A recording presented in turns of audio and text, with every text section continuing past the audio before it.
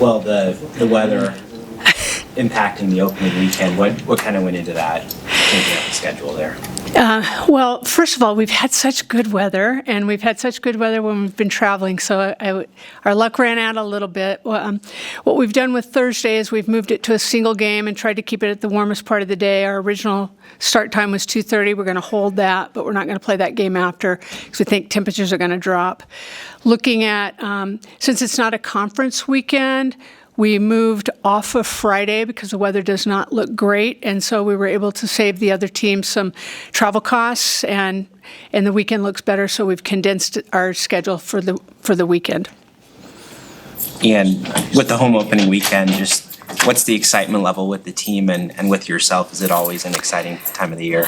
It's always great to be home. We've been on the road for 4 weekends. It felt nice just to even get on a bus and drive to Wichita last weekend after crisscrossing the country. I'm hopeful that by the weekend we have decent weather, and so the crowd can be out there and not wrapped up in blankets and drinking hot chocolate and just trying to get through it with us. So it's always nice. I always feel great when we have a pretty decent temperature where our fans can enjoy the game. You guys are on track to, it seems like, break a single season home run hitting record. And it's not just a few girls, it's spread the wealth across the team. And what's that say about the power of the offense this team's been capable of early in the season? Yeah, we don't try to hit home runs. I think that we work a lot on getting our swings off, being 100-100, hitting, we call it 3-4-5 in the zone. And they've done a nice job with that. And so I think that like you've said, we've got, I think Ava Cusack has 12, Jordy has 7, several have 3 or 4, and it's really up and down the lineup. And Hannah Kamazin got her first 2 back-to-back games this weekend. So I think of our everyday players, it's just the twin. Lauren's probably getting ribbed a little bit by her twin sister. That she's the next one to hopefully get that ball over the fence. If you just look at those first few weeks of the season, is there any area that you'd say this is what we need to improve at here going forward in the next few weeks? Luke, I keep I have a notebook. I'm known for my notebooks, and I just keep a running whatever week we're in. So last week it was week 4. Week 4 getting better, and so after every day I come back to the hotel room and I just make a list. So there are a lot of things. For instance, just some little things. I think our defense is starting to shore up. I think when we were first out on dirt, we were able to be outside early, but we weren't on dirt early, and we played at the first 3 weekends we played on really fast dirt, and so the dirt, with being fast dirt and top spin, ate us up a little bit. We've been able to close the gap on that. We're still, we have a lot of veteran players, but they're new playing together. So even learning each other's range, there have been more balls dropped between the infielders and the outfielders that we want to happen, but we're our outfield had Billy Andrews at shortstop for 4 years, so it's just getting to know each other's range and how people are communicating, and all of that's coming. So I think that's one thing. I think another thing is just when we're in a situation when we face some really good pitching, and I don't expect high-scoring games there, but you'd at least like to raise somebody's ERA. So if somebody's ERA is 1.5, if you could at least raise their ERA, you understand you're going to be in for a dogfight. You're probably not going to score 8 runs in that game, right, unless something really happens. So I think that when we're facing good pitching, it's being able to scratch out a few more runs, and then I think Jordy has done a really excellent job on the mound, and we're just really trying to solidify who's coming in behind her and being able to string together good innings and good games consistently. Rhonda, for fans that are going to see your team for the first time this weekend, what can you tell them that they're going to get to see? Well, they're going to get to see a hungry team. This is a team that is really hungry to be good and to do well on all sides of the ball. I think that speaks to the fact our offense is taking it very personally to try to score as early and often as possible and try to support our pitchers and our defense. So I hope, and I know every fan, it doesn't matter what sport it is, they like to see offense, right? So if they can see some of that offensive output and then just seeing us be really solid and really dogged on the defensive side of the ball. The impact that Ava's made off the bat this season, did you expect that from her coming in, or how much of her talent has surprised you already? No surprises. I think I spoke here on the preseason press conference that she's her own athlete. I never wanted to compare her to Billy. Billy's her own athlete. They're both extremely powerful athletes and extremely good athletes. I think what Ava has found in just being in our system is maybe even the freedom just to let her athleticism showcase it a little bit more. I don't think she's surprised herself either.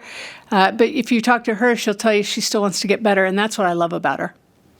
Just looking at last week a little bit, the one-run win over Missouri, what does that mean to this team to be in a close game like that where you had to fight back and come back to win that one? Yeah, we've had some close losses that haven't been, of course, on our side.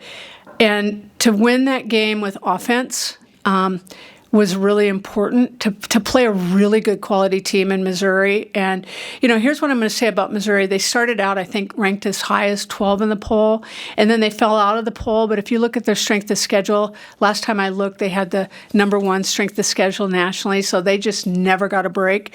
I think they're a really good team. I think they'll be back in the poll. They're still receiving votes. So to face a staff like that and be able to go back and forth, what I really appreciated about our team is we got down by 3. We came roaring back, scored 5. We didn't waste any time. Missouri was fighting. We were fighting. I don't know now how many score changes or tied scores there were, but the fact that it just felt like we kept throwing punches and not being affected when they'd throw a punch back. And I told the team after that game, that's exactly what we needed. In fact, I actually called a timeout before the 7th inning started. And, Lori's like, what are you doing? You're burning our timeout because if something happens in the 7th and you need to talk to the team, you just burned your opportunity. I said, my gut was just talking to me. And I just told him at that moment, this is exactly what we've needed. This is exactly the position that we needed to be in. And let's go finish it. And, sometimes those talks make an impact. Sometimes they don't. I can't tell you if they did or not, but I can tell you that's what I was feeling in that moment that our team needed. And after the game, that's what I reiterated. And I even had some of our parents come up to me and say, that's exactly what we needed. We needed to win it with our offense against a really good team. It's been a long time coming to get Jordy in that Nebraska jersey and play a lot for you guys. What has it been like for you to see her out there all over? Not just see her out there, but, I get the privilege of calling the game with her, of her games, and it's been really wonderful to form that partnership with her and her catcher and myself, and just understanding the competitor that she is, understanding her game IQ, understanding how she sees the game. When we watch film together, how intricate she is with it. These are just things that don't show up in a stat column or people don't really recognize necessarily just on the surface. But it's also been wonderful to be able to showcase her as an athlete. I talked to her in the fall about putting her at first base, and at first she kind of giggled about it. She goes, well, my brother used to play first base, so that's really cool, and he's kind of my idol. And I said, no, I'm really serious. And so, she'd played some outfield before, but I really didn't want her in the outfield running around like the energy that it takes to play the outfield. And so to be able to see her showcase her talent defensively like that, but then also offensively, you can tell what she's doing. And she and I talk before every game day, if she's not going to pitch, just about the energy demands and how she's feeling, because that's really important, because obviously her the greatest asset that she can give us is what she does in the circle. But make no mistake that she's such a dynamic player that she impacts the game in every way. You knew she could hit, but did you see a better than 500 batting average through 20 games coming from her? Well, I just watched her in high school.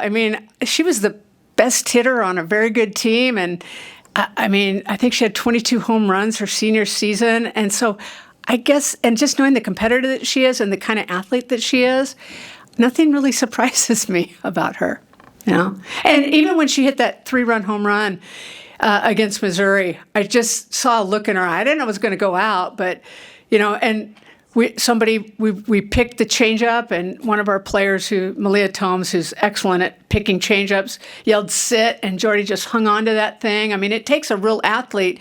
It's one thing if you hear that it's coming. It's another thing to make that adjustment, hold your timing, get your extension through the ball, and then she takes it yard. I mean, that's a lot of athleticism right there. Hey, on Sunday, she got roughed up a little bit. Came back great in the seventh. Was there anything just kind of off that day, or was it just a case of Missouri's bats finally coming alive in the long time? You know, I think every pitcher is going to have moments, right? And so I think that's a one-off kind of thing for her. I will tell you the wind was blowing out, it was swirling, and so there were a lot of home runs that day. There was obviously a no-doubter by Walker in that first inning. Jordy's was a no-doubter, but we were just talking earlier, I think there were probably 2 or 3 others that may have stayed in the yard. They started out as line drives, and the way the wind was flying. But yeah, it was one pitch that was getting hit squared up more than another, so we just in the late innings we just went away from that one pitch, and it's one of her best pitches, but some days you feel certain pitches more than others. Anything else?